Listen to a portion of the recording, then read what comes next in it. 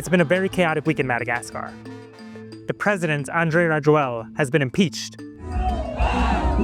and the military quickly took over power. The question is how the international community will now receive this. It all started several weeks ago with protests over the lack of electricity and water, but it quickly escalated into broader grievances over corruption and over the failure to build a better life for the people in Madagascar. On Monday, President Rajoelina gave a speech, and everyone thought that this was the moment he was going to resign, but he was defiant, saying, no, I'm going to stay in power, I still control the country. The next day, members of parliament convened and said, if the president is not going to resign, we are going to hold an impeachment vote. I was actually in the chamber when this happened. Members of parliament are coming up one by one, and they're putting their paper ballots into a box. And as soon as they reached that impeachment threshold, it was just pure elation. Right after the votes, I went out to the middle of town and witnessed the sea of euphoria.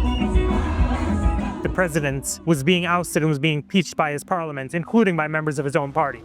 They coordinated with the military itself that after this impeachment vote, the military would then step in, forming this transitional government that will be mostly comprised of military officers, the security forces, but also some civilians. The thinking is that the military now had to step in to sort of restore unity, restore stability in the country. And they said that within at least 2 years, they would be able to create a new constitution, build whole new systems and whole new institutions that would really satisfy the will of the people. You had President Rajoelina coming out with a statement, completely blasting this. He said that these were renegade members of the military, that there was an attempted coup, and that this should not be recognized.